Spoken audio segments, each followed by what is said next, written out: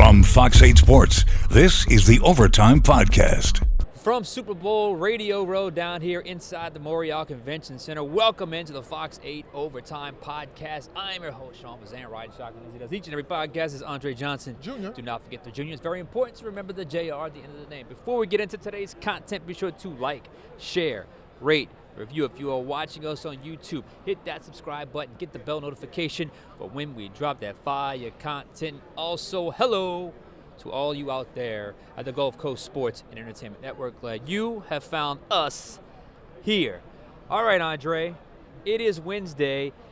Last time we were here, I guess we were one of the first ones here because we didn't have all these people around us. In case you haven't noticed, we are not our normal Fox 8 Overtime Podcast Studios. We are on location, and this is the epicenter of everything with the Super Bowl. There's so much happening out here, Andre. Almost, you understand why the game almost becomes a back seat to all that's happening around the city. This is Media Row. This is the main media center. This is Radio Row, and you would think this was where the game was with all the action going on. Yeah, like I called it a field trip on Monday, and now it feels like it's a field trip, and there's school buses from all the other schools here. Like you see so many big athletes, so many big people in the media world, so many reporters, like a lot of people that you've only ever seen on TV. Yeah. You just see them casually walking around here. Like Jaden Daniels was here earlier, just making his rounds. Like it's just so crazy seeing all of these people, and there's a lot more banners, a lot more people. It's a lot busier on Wednesday, and we're here all week. So imagine what it's going to look like on Thursday. Yeah, look, we said it Monday.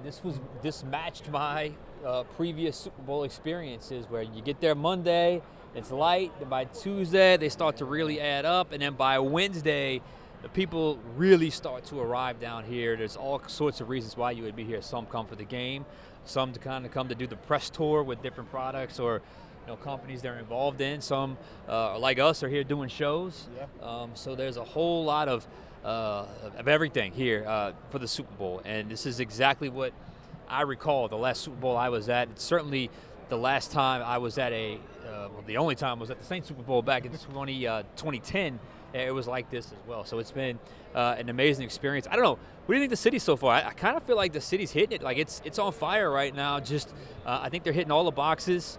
And they're really, I think they've kind of reclaimed their spot in the Super Bowl rotation, if you will. You can definitely see why the Super Bowl keeps coming here. And you guys talked about it on the Overtime show Tuesday night. It's just really convenient for people who want to come down. Everything is in walking distance in this city. You can go to 100 restaurants, you could go to Super Bowl parties, you could go to events like this, and it's maybe a 10-minute walk. So it's just really convenient for people who come out of town. And, when it comes to parties, New Orleans will put on a party. Well, look, I was at the media party Tuesday night. I didn't stay very long. I went to it was over here right next door to this, which is Mardi Gras World. You think the convention center is long? Mardi Gras World is just as long. And I went to that party when it was here, the last Super Bowl, which would have been it was a 2012 season, so 2013. And I remember going to that party and there being a lot of people. It was at least 5 times the amount of people at the party last night. And Mardi Gras World is so big and so long. There was so much walking that you had to do, and every single spot was packed. The food was unbelievable. It was fantastic. So you better hit on the food. It was a great start to sort of the energy that you get when New Orleans hosts a Super Bowl. The city gets in Mardi Gras mode. We know that. They get in Mardi Gras mode, and when they get in Mardi Gras mode, they've got so much experience doing this stuff. I think it really shines in moments like that. That party was fantastic last night. So, good time. Here we are on Wednesday, though. Chiefs, Eagles, obviously in the Super Bowl, but what do we talk about? We talk about the Saints on this podcast, and we have one of the greatest to ever put on the black and gold. Your favorite player growing up, number 12. Marques Colston. We'll get to that interview in just a minute. We had to step outside and interview him earlier today, so we're going to have that interview in just a minute. Some stuff he's partnered with, and just some memories. Went down memory lane, and we also talked a little bit about the Eagles because he lives in South Jersey now. Which, if you know anything, North Jersey is the Giants, South Jersey is all Eagles. So he is among a lot of Eagles people all the time. But for the big picture today, Monday night was special. We got to go to media night, the welcoming night. I got to go to that, and I got to talk briefly, but I still was able to ask a couple of questions to the potential head coach or next head coach, the New Orleans Saints, Eagles offensive coordinator, Kellen Moore. So that's where we got to go with the big picture today. Right, Kellen Moore talking at media night, the offensive coordinator for the Eagles. He's been kind of the late rising star of the head coaching search, and everybody in Saints Nation is definitely hoping that he becomes their head coach. So as we look at Kellen Moore and his potential of wearing black and gold, you got to look at the guy who he's going to be interviewing with, the guy who's going to have to hire him, Mickey Loomis, who is somebody who we have both been critical at times Very with critical on this of, show, yes. And for good reasons. So now we have to ask, is landing Kellen Moore a win for Mickey Loomis, which is something that he has not had a lot of lately? Let's get into it. All right, first off, I was around Kellen Moore, my first time around him. It was kind of hard to get to him because of where he was situated, and it was very packed at that welcome night, but there was a lot of New Orleans media. I wasn't the first New Orleans guy to get there. I was the third, so I knew I was going to have to repeat a question to him. He was ready for that. He was ready for the situation that was coming.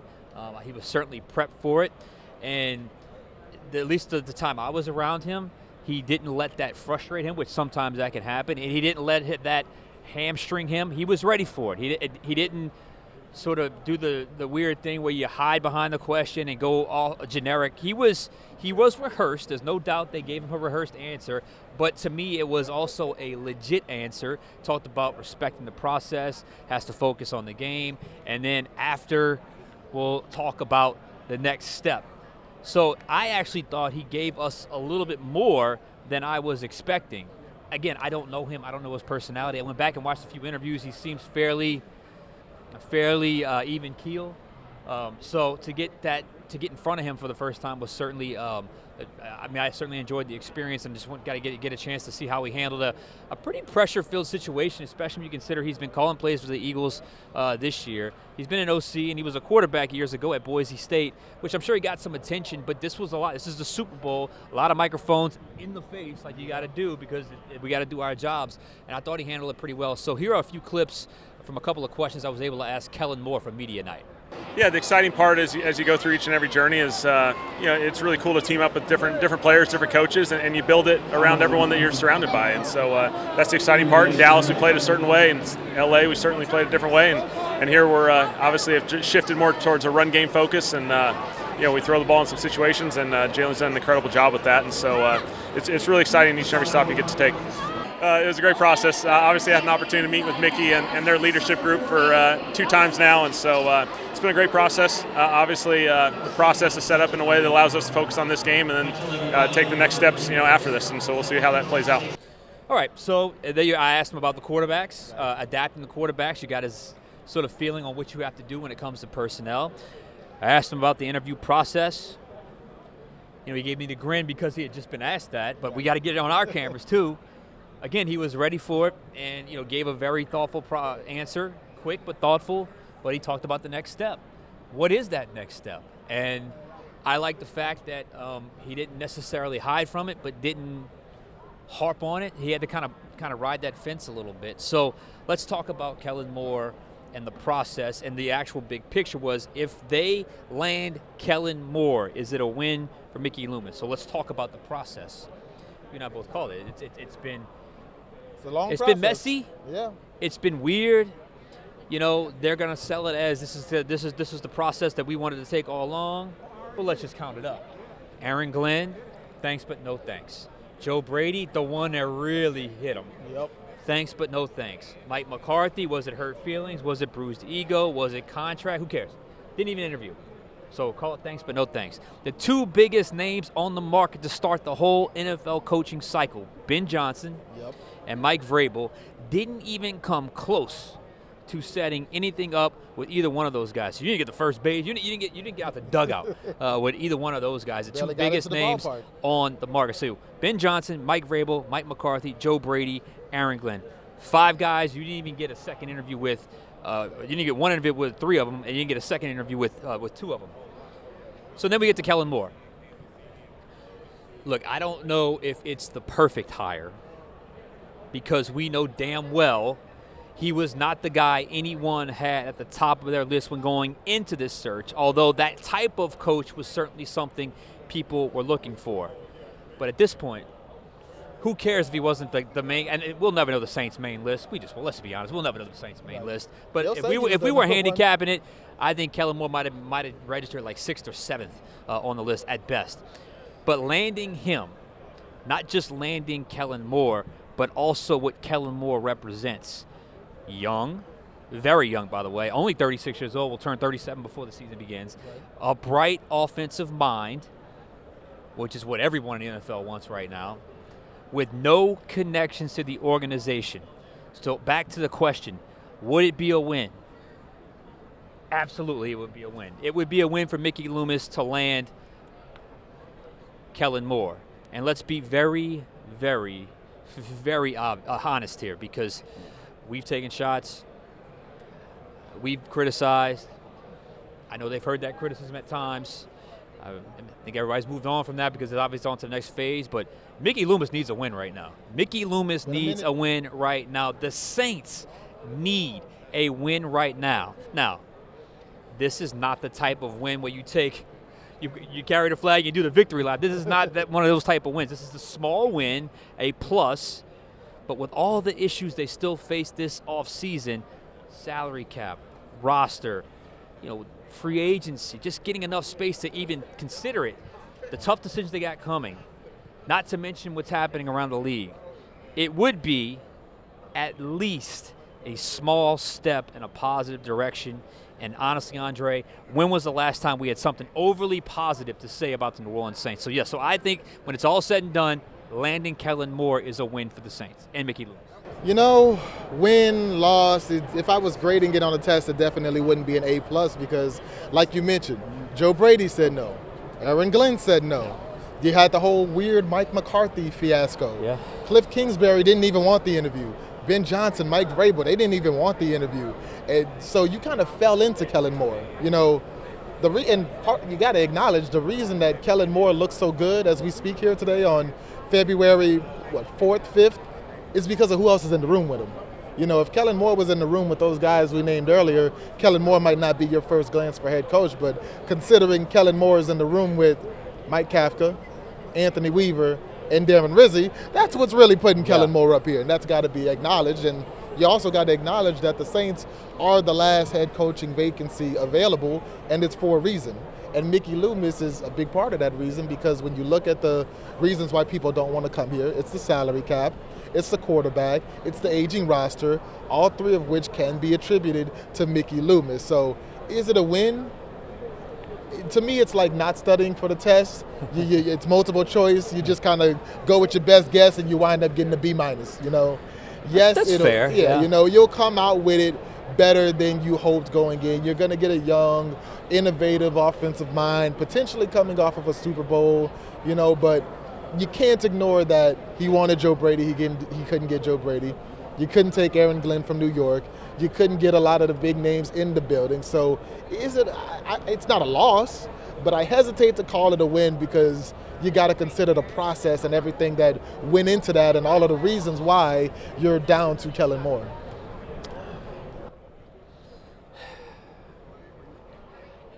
See, I'm trying to process, trying to see how I would not counter that, but add to that from a context standpoint. Yeah. It's hard to. Would they have gotten to Kellen Moore had Joe Brady taken a second interview? It's possible. It's still possible. It's possible. Would they have gotten to Kellen Moore if Aaron Glenn would have got to the second interview? I guess it's possible, but unlikely. It sounded to me that they had the choice to always go to Mike McCarthy, but they prioritized Kellen Moore over Mike McCarthy. Okay, we'll give them that one. Who else? Cliff Kingsbury. Vrabel, Kingsbury didn't even. I forgot. I hadn't even mentioned Cliff Kingsbury, right. Who they wanted to talk to, but again, thanks but no thanks. Didn't even get to the first interview with him. So yeah, with as bad as the search is gone, to me that almost adds to. All right, at least we got something here. We got something legitimate here. We've got a young, bright offensive mind. Despite the peaks, the valleys, the hurdles, the hoops we all had to jump through, we still landed on a legitimate candidate.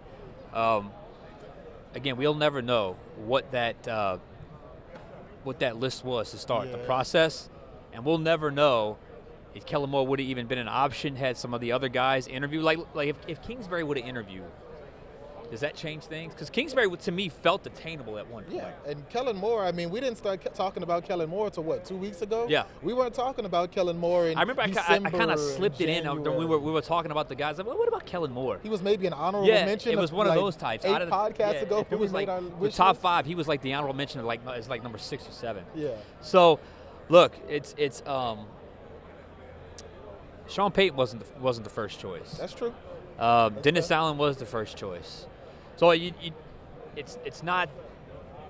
If he comes in here, he wins. It's not going to matter the process to get him as long as they got him. Yeah. But if he comes in here and loses, I mean, you're back to what you started anyway. So it's we'll see. But you got to land him first, and that's the other thing. Because if you don't land him, even if we're calling it a small win, that turns a loss and an embarrassment on his face real fast. Because look, you can't hire Mike Kafka. You can't hire Anthony Weaver. At that point, you have to hire Darren Rizzi at that point. Right. So that will be interesting to see. And no, it won't be interesting to see. I don't want to see that happen. I want the Saints to find a legitimate head coach. And look, I'd be fine with Rizzi if that would have happened. But at this point, all arrows point to Kellen Moore. All right. Earlier today, we talked to one of the greatest Saints of all time, your favorite player. His name is Marques Colston. Got a chance to talk to him about what he's doing right now, being back in New Orleans, a new company that he's partnered with. He and the CEO had a chance to check out. We had a chance to talk to them a few minutes ago. Check that out. And we are now joined by former Saints wide receiver, Saints great Marques Colston. And Marques, here we are outside the convention center under the Crescent City Connection right here. Just real quick, just the memories of being back in New Orleans right now. It feels a little familiar, yeah. But no, it's always great to be back in the city. Always great to have this city host this game, and just bring a bunch of people in that may have never experienced New Orleans, get a chance to get their taste. So it's good to be back. Yeah, and I've got to admit, this is a very special moment for me because in 2006, I was 11, and you were my first favorite football player. So just being able to talk to you is really cool for me, and just knowing that you kind of inspired a whole youth movement in New Orleans. So many young kids looking up to you and the Saints at the time and what you guys did, man. How did that make you feel? It's an amazing feeling. At the time, you're just kind of doing the job and just trying to make sure that you're the best player you can be and win as many games as possible. But opportunities like this to kind of see it in retrospect and understand the impact and understand some of those ripples, it's an amazing feeling. And again, it's just always good to be back here in New Orleans. It's always second home for me. Yeah, you're back here, and you've partnered up with the Atlas Earth app, new technology. Sort of a whole new way of doing things. I know you've always been one of those very interested in business, very interested in entrepreneurship, very interested in obviously technology. Mm-hmm. What made you want to connect with that company? Yeah, I mean, for us at Champion Venture Partners, so we're a firm that's really focused on innovation that intersects sports and business, and the opportunity to work with Sami and the Atlas team is right in our wheelhouse. It's taking a traditional experience and it's digitizing it, and for us, they represent what we see as kind of the future of sports and fan engagement. And our ability to work with them and kind of help them build out a sports vertical, again, it's something that we see. We're kind of skating where the puck is going in terms of fan engagement. But for us as a firm, it's really our thesis. Like we want to invest in really good companies. We want to partner with really good companies and use our resources, use our connections, use our operational expertise to help them scale. And this is just a really hand-in-glove fit for us. And in doing this, you're kind of really encouraging people to get out there and travel, and see different places that they've never been. And just how important is that? It's huge. It's huge. I mean, a lot of people, sports is kind of driven by tourism in a lot of ways. And people are going to get out and they're going to see cities. They're going to experience everything that comes along with coming to a sporting event. And this platform just gives it's a really cool opportunity to connect all of those things in one place. And the opportunity to commemorate the experience, to get around the city and almost kind of have a guided tour to go and be incentivized to go see and new restaurants and different landmarks. It's what fans typically are used to doing, and now you just kind of have a platform that puts it all in front of you in one aggregated place. It's like old school and new school. Just kind of whole worlds collide there. For sure. I'm gonna take a little walk down memory lane with you. We were in Miami 15 years ago. For a player, I was there covering the game.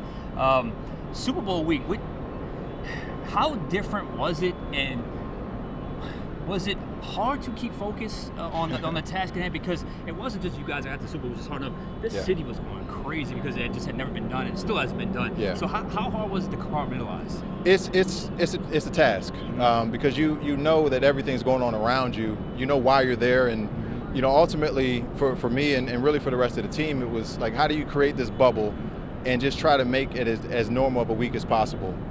You still have a work week. You're in practice from Wednesday to Saturday prepping for the game, and you just try to block out as much of the noise as possible.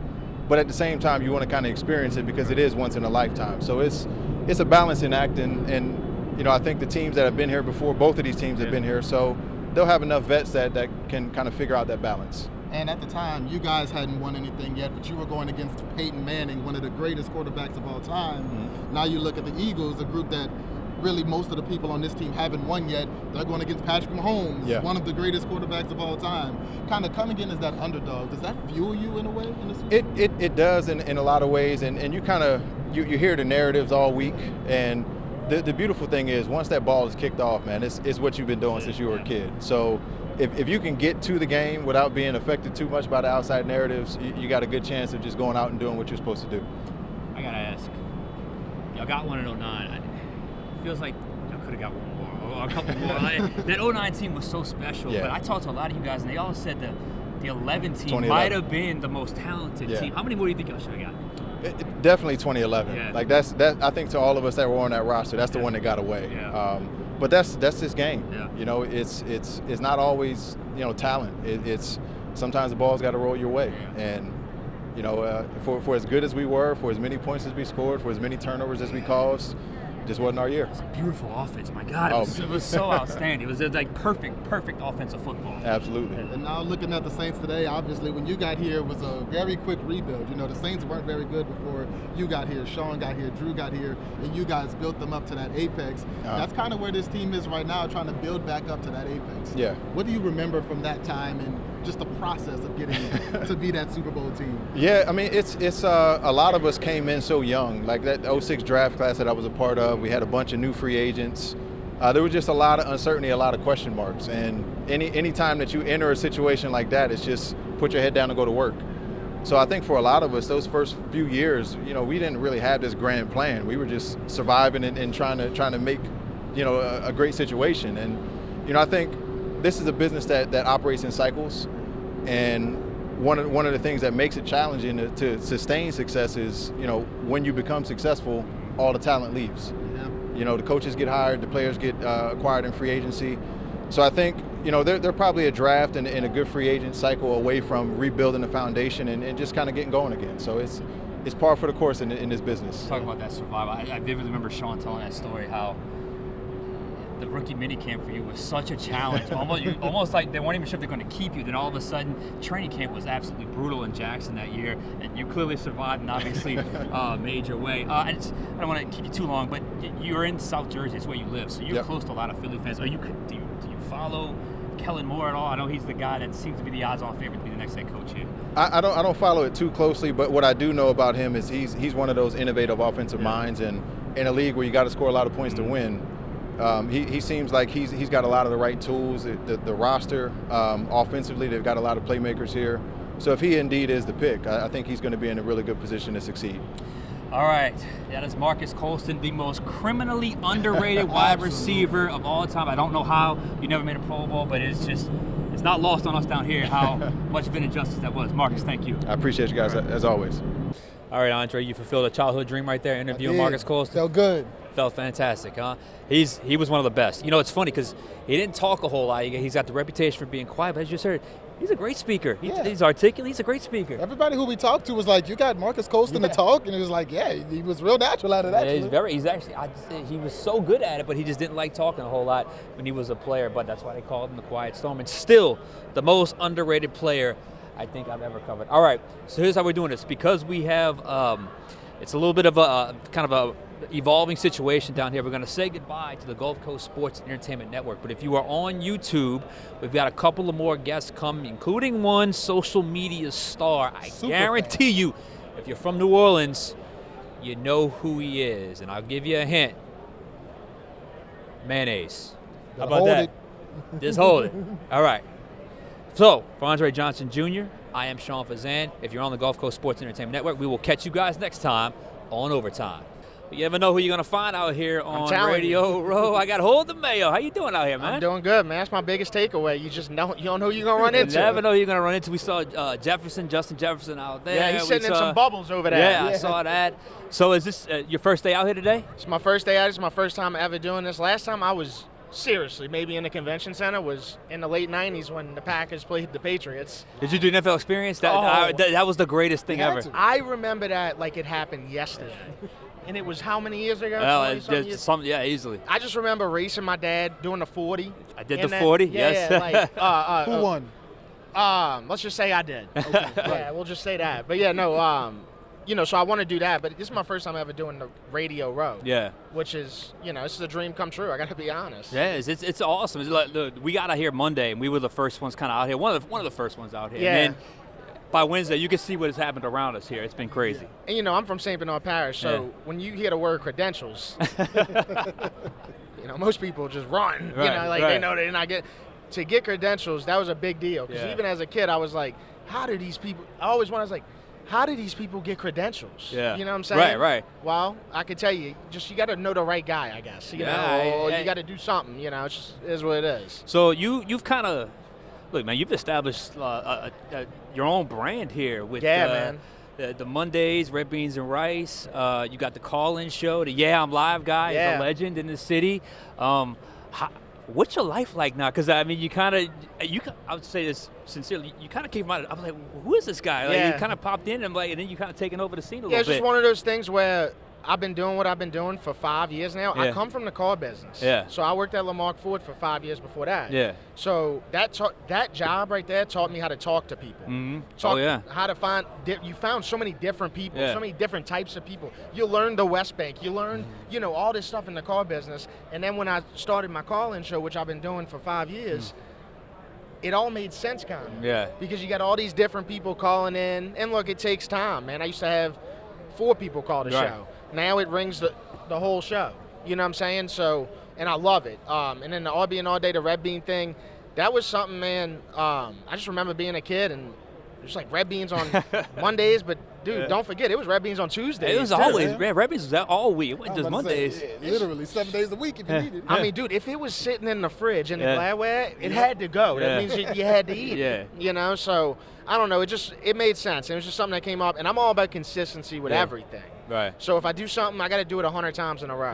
Yeah. So that's pretty much how it came about, and just traction picked up, and here we are. I like recognizing people who are like me. Right. You say, I'm live. This is a guy who's like us. Yeah, no doubt about it. We all know people like this, so that's the people I like to recognize. But anyway, I gotta ask you because see, we read the comments a lot on this show. And we are both accused of being Spencer Rattler haters. Yeah. Now the term Rat Dad originated on your show. Yeah. Big Spencer Rattler guys over there. Tell me, what you took away from his rookie season with the Saints. I took away exactly what he was when we picked, which was a 5th-round pick, quarterback who got also thrown into the fire. Everybody was hurt. Look, we can make these excuses for not only Rattler, you can make them for Carr, blah, blah, blah, but the big difference is Rattler's a rookie, Carr's been in the league 11 years. So if I'm looking at, hey, who do we at least try, I think you try. This guy proved to you he's not going to the playoffs. Carr. He showed you 11 years of it. How much more do you want to see? Spencer Rattler, you just know what you know. And he played with no O-line, no receivers, blah, blah, blah. I can't say that I'm done with him. I can't do it. Is he franchise material, though? Because I'll be honest with you. I'm fine with seeing him as a rookie, developing, see what he could potentially end up being. But there's some people that love to say he's the next guy. He's the next face of the franchise. I'm not ready to go there. Baker Mayfield, people were not sold on him in the beginning of his career. They said that Baker was, not that guy. He wasn't going to make it. He's going to be a backup, blah, blah, blah, blah, blah. You get a dude in the right system, you never know. This guy has only played in the league 1 year. 7 games, 6 games, 7 games? 7 games. Yeah. Might I mention, it's just the what you've given him since he's been playing, it hasn't been a lot. He's respectfully throwing the Uber drivers, So let's just see it on a clean bill of health. And then after next year, then we can discuss, hey, because you'll be able to answer that question after next year if they decide to play him. Yeah, because he definitely had his ups, he had his downs, he had his good moments, you know, but he also got shut out. He lost to the Raiders, but, you know, just seeing his development, I think, is going to be interesting going forward because, I mean, like you said, eventually he's going to get to play with a healthy team, but next year, whether they bring Carr back or not, he's going to get to compete for this job at some point. I thought one thing that was constant the whole year was that not only did Spencer Rattler play bad in the second half, but Kubiak did not know how to adjust in the second half. We discussed that a lot on this show. So when we talking about Spencer Rattler and how well he did, well, hold on. In the first half, I seen him go off several games. But it was that second half, and I don't think that was just a Spencer Rattler thing. I think it was several things. I think it was injuries. I think it was having the playmakers to go to if you're down in the game. You know what I'm saying? Who you going to throw it to, man? You know, so. Now that they've kind of gone through this process to find a new head coach. Yeah. It looks like all signs are pointing to Kellen Moore. We talked to him Monday night at the welcome, and he gave us a little bit. It wasn't. I mean, he couldn't say everything, but he did give us enough to at least talk to him. If the search ends up with Kellen Moore, are you satisfied with that? Are you happy with that? I always said I wanted an offensive-minded coach, so I can't be mad at it. So I wanted Kingsbury, but I get it. You know, we're not in the position to even where he's going to come meet with us for a coffee. You know, it's just how it is. And he has every reason not to come here because he's coaching Jaden Daniels. Yeah. But I'm happy with an offensive-minded coach. Okay. I really am, man. Because, and here's another thing. He's going to make a decision on who the quarterback is because he is an offensive-minded coach. Whereas if we get a defensive-minded coach, it's more or less, oh, well, let's just roll with the guy that's on the contract, you know, and see what we got. Yeah. Kellen Moore could be like, hey, you know, we need to make a change. Yeah. So, yeah, I'm here for it. So you're okay with the Kellen Moore? If it all, because that's kind of the topic of today's pod was, is that a win for Mickey if Kellen Moore gets the job? Ultimately, despite the search, Mickey can't get a win on the McDonald's been a long menu time. right now. Been a long time. He can't buy a McDouble and get a win right now. It's, you know, but yeah, I think so because you need to rejuvenate that offense. No doubt, no doubt about it. It just ain't it. No. So speaking of that, let's say it's April. You're in that Saints war room. You're the GM. When the Saints pick comes around, what kind of player are you looking at drafting if you're the Saints? They cannot play with this draft anymore. So they have to me, they have, whether it's on defense or offense, you have to get a guy to where when teams go to practice the week before to play the Saints, they're like, yo, this dude right here, we need to keep an eye on. And it's been a long time since the Saints really had, especially when you think about, like, defensively, like a rusher, you know, somebody that, like, they scared. We missed on every rusher we picked. I don't know if any of them are here right now. But, you know, all these guys that we picked, with the exception of Cam Jordan, you know, Brzee, Turners, the Marcus Davenport, Isaiah Foskey. And then to watch the guys that we've seen let go just be stars everywhere else. It's just been, he's playing in the game on so Sunday. difficult to watch. And you could do a whole podcast on that. Just that alone. Zach Bond sent me a smiley face in my DM week 4. This is after we played the Eagles. And he didn't even have to say nothing else. I already knew it. And I'm proud of it. I'm happy for him. Yeah. Because, you know, when you got that type of thing on you, man, these guys were playing me special teams. Yeah. Special teams. And now they're about to vote for Defensive Player of the Year, and he's in the nominations. It's incredible. It really is. I mean, of all the ones that have gone on to do good things, that's the one that jumps out because he was so lost when he was here. And all of a sudden, Vic Fangio, one of the top defensive coordinators of all time, put his hands on him, and look what happened. It's unbelievable, man. It really is. And then, of course, when you watch Trey Hendrickson, I never put on a Trey Hendrickson game. He don't get 5 sacks. Every game I watch. Yeah. It's like it's not just a sack. It's like a game-changing It's record-breaking sacks. Like Guinness Book is calling him after. That's how many sacks he gets. I was out there in Cincinnati when they went on the Super Bowl run, and I was just watching him every game. I'm like, they had this guy opposite of prime Cam Jordan and said, nah, we're good. Yep. And how long have they searched for that player since he left? Since they left. Yeah, and look, it's funny because in that defense, I was kind of okay with it at the time. At the time, everyone was like, his contract's kind of big, you know. Hindsight's 20/20, but that 20/20 vision is real good. I'm telling you. You know, it's crazy, man. But how perfect would this have been? This vibe is great, right? This vibe is awesome. And it's the Eagles and the Chiefs. Yeah. If the Saints could have ever made this any perfect and got here, that would have been amazing. But other than that, this is great. What do you think so far how the city's handled it? I think they've got off to a great start this week. The city is handling – look, we're from New Orleans. We all know New Orleans. They do a lot of things suspect sometimes. But I think when it comes to stuff like this, No, I think they do a great job with and it. this has got a good feel to it. This has got a very comfortable, you kind of know everybody feel to it, you know. And I don't know how it is other places, but I mean I've seen so many local people here. It's incredible. Yeah. You know, but I think they've handled well. See how the lights situation works in the Superdome come game day. Yeah, if that gives out, I don't know if we're getting another one. I don't know if we're going to get to break that record. Well, I don't know if it's a sign, but my lights were flickering a little bit yesterday. It was a they beautiful got to day take outside. from you and funnel it into the Superdome. You got to do what you got to do. Yeah. All right, what you got planned for the rest? You think they ain't doing that? Yeah. They are. They got their plans, yeah. We I'll say keep that my like it's a lights off. fantasy. I'll keep my lights off for a few days. I understand. Yeah. What you got planned the rest of the week? Anything cool? I'm going to eat crawfish at 1 o'clock right in the corner over there. All right. Yeah. Good deal. A young lady came and said, hey, hold a Mayo, you want to come eat crawfish? I can stop you right there. I'll be there. All right. Well, good know. deal. Well, dude, it's been great to meet you, man. Yeah, I've been pleasure. watching your stuff for years now. Absolutely, yeah. Congratulations, Yeah, bro, no- on all no your doubt. success, Thank you. man. It's been Thank awesome. you. Awesome Means to a see a lot. local guy Means a kinda lot. come up big like that. All right. Hold the Mayo Yeah, y'all on the take Fox care, and Overtime man. podcast.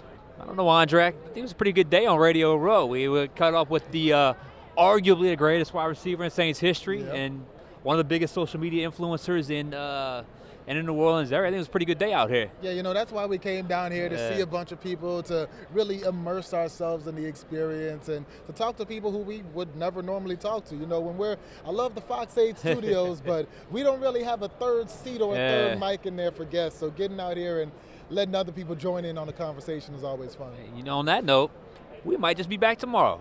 We might. Why not? All right, we got to get out of here. For Andre Johnson Jr., I'm Sean Fazan. We will catch you guys next time on Overtime.